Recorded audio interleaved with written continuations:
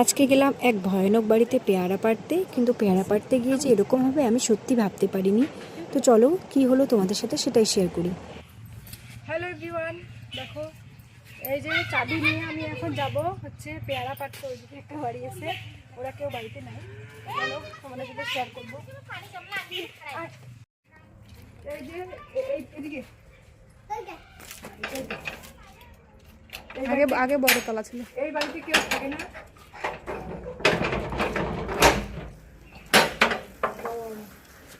তো যখনই আমি দরজাটা খুললাম, বাড়িটা দেখে আমার এতটাই ভয় পেয়ে গেছে, মনে হচ্ছে এখানে বাড়ি না, এটা মনে হয় কোনো ভূতের সাম্রাজ্য।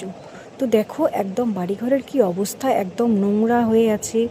আর এরা কিন্তু মুর্শিদাবাদে থাকে, এদের বাড়ি এখানে করা হয়েছে, কিন্তু এরা এখানে থাকে না। আর বাড়িটা তোমরা দেখো, এটা কি আদৌ বাড়ি মনে হচ্ছে?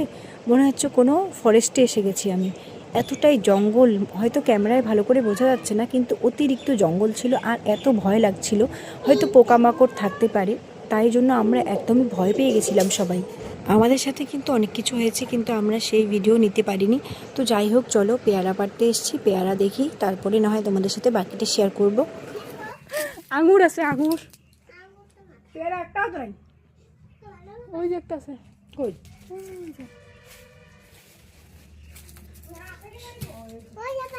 হ্যাঁ, অনেক পেয়ারা নষ্ট হয়ে গেছে।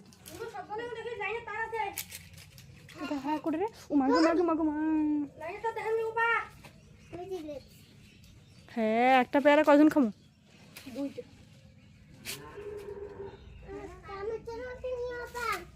তালা দিয়ে গে, চাবি দিয়ে।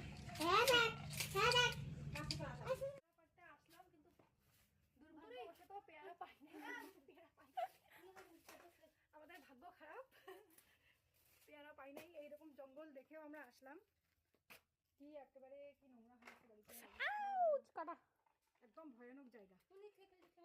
আসলাম পেয়ারা পাড়তে, কিন্তু পেয়ারা তো নাই। কিন্তু ওই দেখো পুঁই শাক, লিচু গাছ আছে, আঙুর গাছ আছে, অনেক কিছু আছে। আঙুর গাছও আছে, দেখুন গাইস, আঙুর।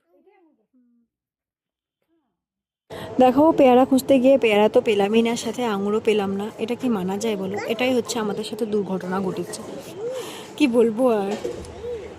দেখো এই দুটো পেয়ারাই পাইছি। তো এই দুটো পেয়ারা হচ্ছে চাট বানাইলাম।